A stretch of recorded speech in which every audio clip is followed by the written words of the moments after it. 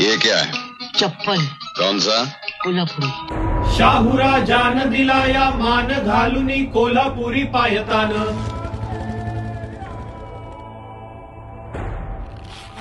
हे विंचवाचा आवाज कर कर पोचवला साता समुद्रा पार।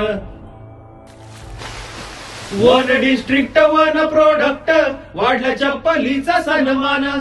नमस्कार, माझं नाव अनुराग कोकितकर आहे. ओडीओपी अंडर येणाऱ्या कोल्हापुरी चप्पल या प्रोडक्टवरती गेले 10 वर्ष काम करतोय. तर कोल्हापुरी चप्पलमध्ये मेजरली रॉ मटेरियल पासूनच वेगळेपण आहे, पण लेदर थ्रेडनं स्टिचिंग केलेली चप्पल आपल्याला कुठेच बघायला मिळणार नाही.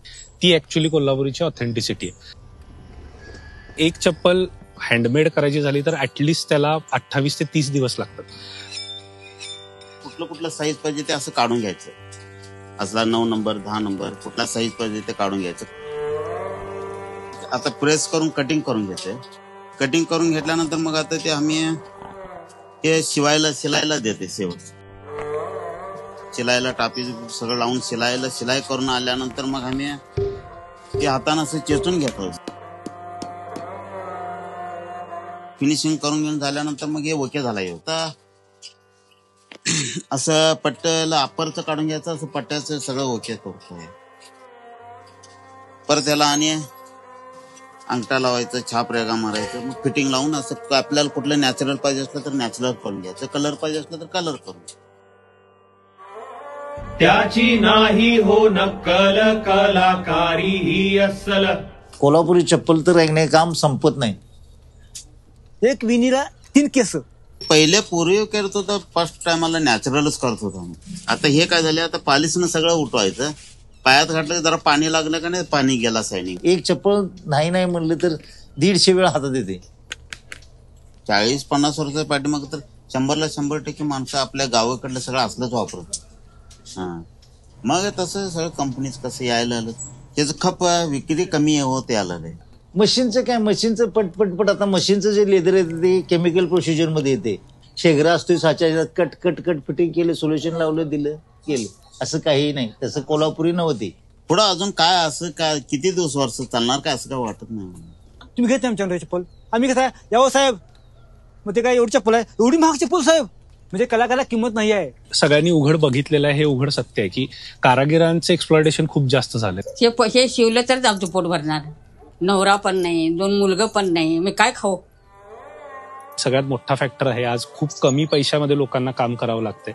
तेवढं कोल्हापुरी चप्पलला मार्केट आहे आणि ते केलं पाहिजे. इथून पुढे येणाऱ्या पिढीने पण यात उतरलं पाहिजे. आजकालची पिढी नको म्हणते, अंगाला घाण नको. काय करायचं, दुर्दैव आहे हो. फेअर इन्कम कमी झाला होता. 2014-15 नंतर बेसिकली सगळ्यात मोठे बदल झाले की कोल्हापुरी चप्पलला जीआय टॅग मिळाला. आभार भारत सरकार, हे दर्जा मिळतो या जगभर. त्याचबरोबर हे आमच्या लक्षात आलं की ओडीओपी स्कीमच्या लॉन्च नंतर कोल्हापुरी चप्पलचा टर्नओव्हर जवळपास 20% वाढला आहे. बरेचसे फॉरेन ई कॉमर्स वेबसाईट्स आहेत ज्यांनी इंडियाला मार्केट ओपन करून दिलं. लोक ह्याकडे क्राफ्ट म्हणून बघू लागले. हर बात में स्वदेशी का भाव आने वाले दिनों में हमारा भविष्य तय करने वाला है.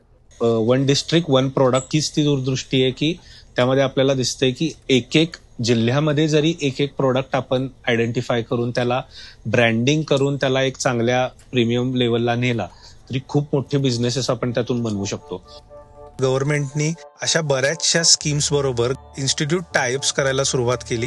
इन्स्टिट्यूट जसं की नॅशनल इन्स्टिट्यूट ऑफ डिझाईन असेल किंवा सेंट्रल लेदर रिसर्च इन्स्टिट्यूट असेल, अशा इन्स्टिट्यूट बरोबर कोलॅबरेट करून कारागिरांना ट्रेनिंग देणं किंवा पॅकेजिंग ब्रँडिंगचा सपोर्ट मिळेल यासाठी गव्हर्नमेंट प्रयत्न करत आहे. यातून पुढे हेच होईल की कोल्हापुरी चप्पलला एक आंतरराष्ट्रीय लेवलचा स्टँडर्ड मेंटेन करता येऊ शकेल. हे क्या है? चप्पल. अरे वो तो सबको मालूम है कि चप्पल है, लेकिन कौन सा चप्पल? कोल्हापुरी.